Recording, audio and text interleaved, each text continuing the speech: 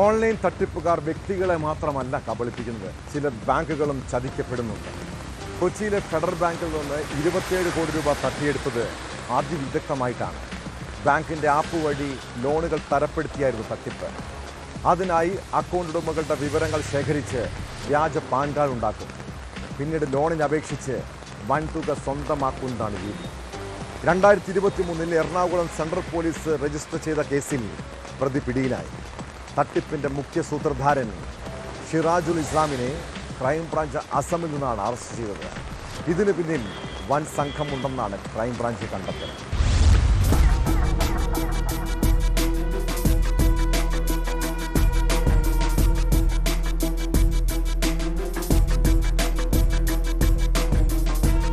Federal ബാങ്കിന്റെ തന്നെ app വഴി ലോണുകൾ തരപ്പെടുത്തിയാണ് വൻതുക ഇവർ കൈക്കലാക്കിയത്.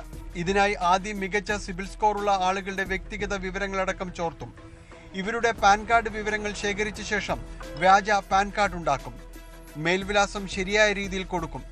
എന്നാൽ ഫോട്ടോ തട്ടിപ്പ് സംഘത്തിലെ ഒരാളുടേതാക്കും. ലോൺ കിട്ടണമെങ്കിൽ വീഡിയോ KYC ഉൾപ്പെടെ പൂർത്തിയാക്കേണ്ടതുണ്ട്.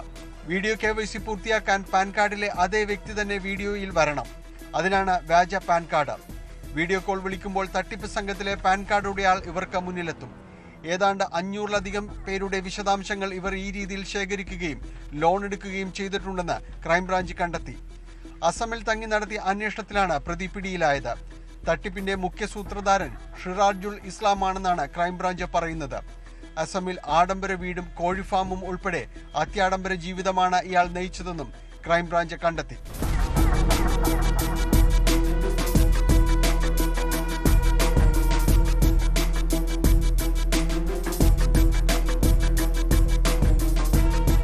എറണാകുളം CJM കോടതിയിൽ ഹാജരാക്കിയ ഷിറാജുൽ ഇസ്ലാമിനെ റിമാൻഡ് ചെയ്തു. വൈകാതെ ഇയാൾക്കായി കസ്റ്റഡി അപേക്ഷ നൽകും. ചോദ്യം ചെയ്യലിൽ ഇയാളുടെ സംഘങ്ങളെക്കുറിച്ച് കൂടുതൽ വിവരങ്ങൾ ലഭിക്കുമെന്നാണ് പ്രതീക്ഷ. Crime branch Ernakulam range SP Rajesh N IPS, DYSP Roy V എന്നിവരുടെ നേതൃത്വത്തിൽ detective inspector Rajkumar V, sub inspector Manoj Kumar TD, sub inspector Jijimon Thomas, civil police officer Jomon P Joy എന്നിവരടങ്ങുന്ന സംഘത്തിന്റെ നേതൃത്വത്തിലാണ് അന്വേഷണം നടത്തിയത്. 2023 കൊച്ചി സെൻട്രൽ പോലീസ് രജിസ്റ്റർ ചെയ്ത കേസിലാണ് പ്രതി പിടിയിലായിട്ടുള്ളത്. തട്ടിപ്പിന്റെ വ്യാപ്തി കണക്കിലെടുത്ത് ക്രൈംബ്രാഞ്ച് അന്വേഷണം ഏറ്റെടുക്കുകയായിരുന്നു. അന്വേഷണത്തിൽ അസം കേന്ദ്രീകരിച്ചാണ് തട്ടിപ്പ് നടന്നിരുന്നതായി കണ്ടെത്തിയത്.